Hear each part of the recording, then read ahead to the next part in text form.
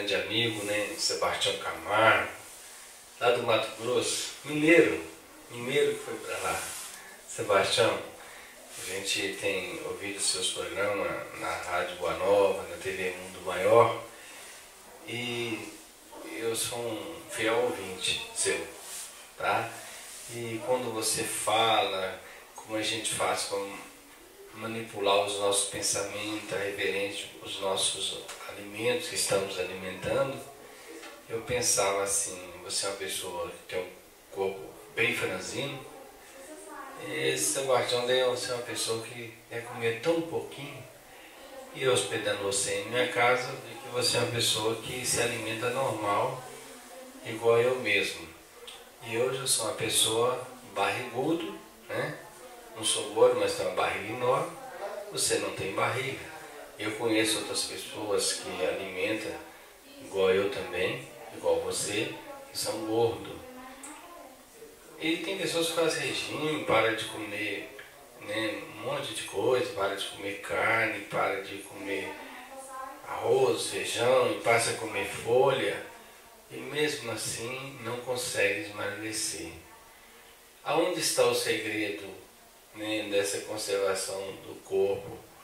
Às vezes não é através, tem pessoas aí que, você por exemplo, eu não sei se você é uma pessoa que vai em academia, se faz academia, mas pelo que eu vejo, acho que você não frequenta nenhuma academia, porque você só vem andando.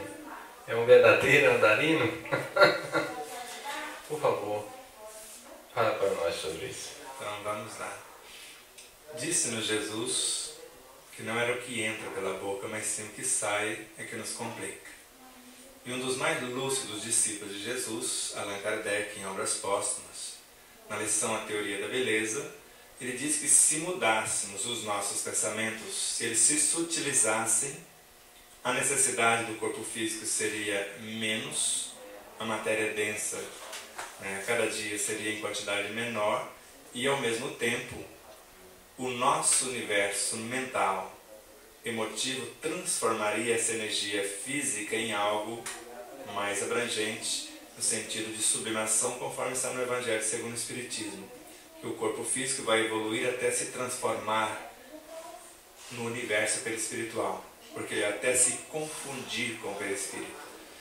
E nós sabemos que quando nós usamos adequadamente a energia do alimento, no pensar, no sentir, no falar e no agir, nós transformamos quase toda a matéria que foi trazida por meio dos alimentos em algo divino que vai ser transferido através da palavra para outras pessoas, através de uma oração para incontáveis seres, através de qualquer manifestação que você queira fazer a benefício do seu semelhante. Então, quanto maior a consciência que o alimento não é um ser qualquer, é um espírito também, porque é o princípio inteligente que está vindo no estágio na nossa direção. Então, a depender do não desperdício do alimento, do aproveitamento total, do fazer o máximo com esse mínimo que foi ingerido, é o que vai fazer a diferença. Porque eu conheço pessoas que eu também fui assim, eu deixei até de comer e continuei engordando. E quando eu tomei consciência disso, com 20 dias eu estava com 96 quilos, 20 dias após, com essa consciência, mastigando mais, com propósito de pensamentos nobres, de palavras educadas, de sentimentos mais elaborados, eu baixei para 75 quilos. E esse peso não sai, pode aumentar 1, 2 quilos para cima, vai para baixo, às vezes fica menos de 75, mas não sai, e não tenho tempo mais de fazer exercícios físicos, porque eu aprendi a fazer o exercício com a mente. E a própria ciência já colocou 2 personagens, um correndo 10 quilômetros fisicamente, e o outro deitado numa maca, correndo mentalmente. Ambos perderam o mesmo peso, queimaram o mesmo tanto de caloria e ganharam a mesma massa e resistência muscular. Por isso, você pode ver a gente numa palestra ficar até 1h30 sem tirar o pé do chão, com o corpo sereno, resistente, ágil se for necessário e ao mesmo tempo bem saudável, alegre, por que não, feliz.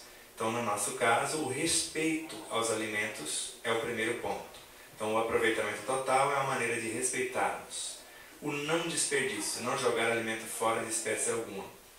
E depois, o mais crucial de todos os mecanismos, fazer o máximo com a energia que foi incorporada no nosso corpo em forma de alimento. Então, cada pensamento vai queimar energia, queimar calorias, como nós falamos. Quem pensa, quem reflexiona, vamos dar um exemplo. Se você ler uma revista que traz informações grosseiras, você move 4 áreas do seu cérebro. Se você lê uma obra espírita, principalmente aquela que te convida a reflexionar profundamente, fazer várias conjecturas internas, você vai mover em média 30 áreas do seu cérebro. E isso vai um dispêndio de energia muito grande e você vai emagrecer só de estudar obras que te convide a pensar profundamente e principalmente a vivenciar o conteúdo que foi pensado. Então há muitas formas de nutrir-se, porque a própria leitura nos nutre, ela nos alimenta, os próprios relacionamentos nos alimentam. Então o contato com o semelhante no sentido de auxiliá-lo, a campanha do quilo, a confecção da sopa, a faxina numa casa espírita, qualquer coisa que se faça sem esperar troca. Porque o que nós fazemos para ganhar o dinheiro, para a nossa sustentação, a gente faz quase maquinalmente, quase por obrigação. O ideal é fazer tudo, onde quer que se encontre, sem pensar no dinheiro em primeiro plano, mas pensar no bem-estar que estamos levando às pessoas e no bem-estar que estamos fazendo para a nossa própria consciência. A partir disso fica fácil emagrecer e manter o peso, que é o mais importante. Muito bem, Sebastião. Sebastião, nós sabemos que o espírito, quando está fora do corpo físico, desencarnado, ele tem uma capacidade enorme de visão, né, e de radiação. Seus pensamentos radia por todo lado, ele vê para cima, ele vê para baixo, ele vê do lado. Assim também a gente vê o médium também. Quando a pessoa está mediunizada, ele está numa sala e está vendo o que está acontecendo em outras salas. Isso é uma coisa normal, comum, com vários médiums que a gente conhece e que acontece realmente numa reunião mediúnica. Nós encarnados, qual a capacidade que o espírito tem de exercer o seu conhecimento? Quanto por cento? Vai depender do que se quer fazer com esse conhecimento. Hoje, já fomos testados por especialistas. Nós aproveitamos 89% da nossa intuição, do que vem de dentro para a vivência prática. A integração entre a personalidade e o eu interno, 100%. Então não há mais medo de morrer, de adoecer, nem de coisa alguma. Então, a depender do que eu vou fazer com o conteúdo, eu posso me desdobrar e estar em vários pontos ao mesmo tempo. Eu posso estar dando uma palestra e psicografando através de um médium que se predispõe. Eu posso falar por meio da psicofonia com outra pessoa simultaneamente, mesmo dando uma palestra, porque a consciência, quanto mais lúcida, ela é a soma de muitos. O espírito é como um sol.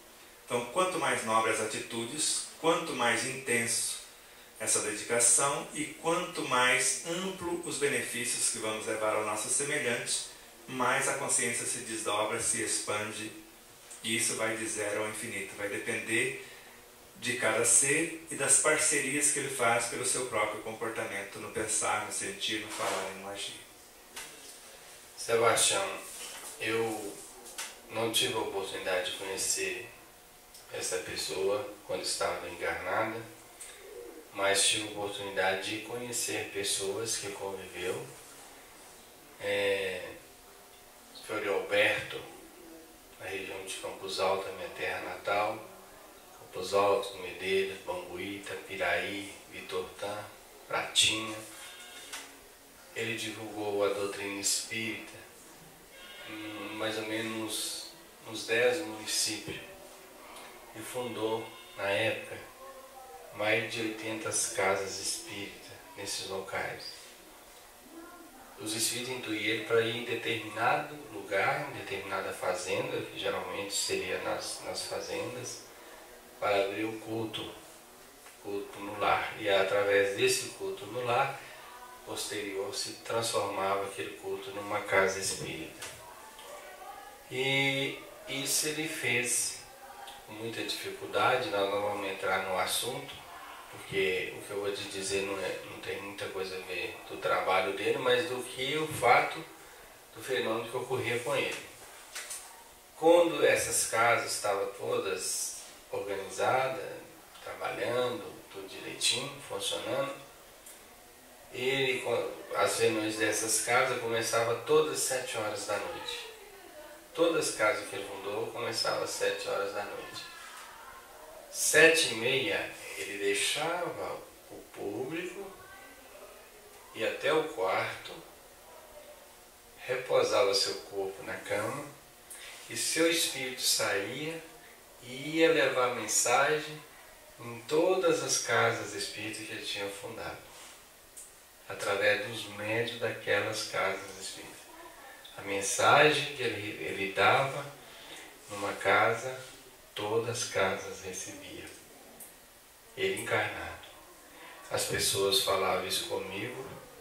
No início que eu entrei na doutrina, comecei na doutrina, depois a gente afastou, foi para o mundo, depois voltou de novo, como filho pródigo, né?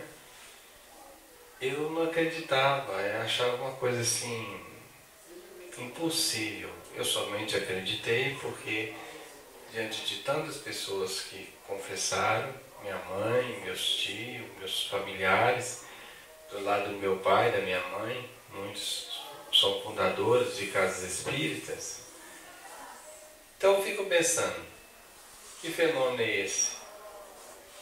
Fenômeno perfeitamente normal e é o mesmo que ocorre conosco. Hoje são mais de 100 grupos em todo o mundo e o mecanismo que nós usamos para passar as informações para aqueles que se predispõem é o mesmo. Quer seja pela psicografia, pela psicofonia, só que com uma diferença básica dele, ele mandava uma mensagem padronizada para todo mundo, que é possível. E hoje, orientado por seres como eles e outros, cada um recebe a mensagem na medida exata de suas necessidades. Então as doses vão sendo homeopáticas para um, mais abrangente para outros, mas o mecanismo é o mesmo. Isso é uma aptidão natural do espírito que se propõe o trabalho com Cristo, e quanto mais nobre e grandioso o trabalho, mais a consciência se expande. Isso, como eu disse, vai do zero ao infinito. Eu, essa semana passada, achei muito interessante a pesquisa do IBGE sobre o número de espírita, Minas Gerais. Em Pratinha, que é uma das cidades onde ele fundou o espiritismo, é a cidade mais espírita de Minas. Ela tem um total de 2.800 habitantes e 1.900 habitantes são espíritas. Eu fiquei surpreso, sabe? Porque é uma pessoa que desencarnou com uma pessoa indigente. Até em homenagem a ele, meu irmão, nós fundamos uma casa espírita aqui em Belo Horizonte, né, em Vespasiano, e colocamos o nome dele, né, em homenagem ao nosso irmão Alberto Pinto da Silva. Mas aí, meu filho, nós estamos chegando ao final do nosso programa. As suas considerações finais. Nosso agradecimento a tudo e a todos os seres, não só seres como esse que transformou uma cidade com seu exemplo, e outras vão sendo transformadas, porque a palavra convence, mas só o exemplo transforma. E dizer a você, amigo ouvinte, né, que não deixe de associar ao Clube Amigo Ouvinte da Rádio Boa Nova. Você internauta também, né?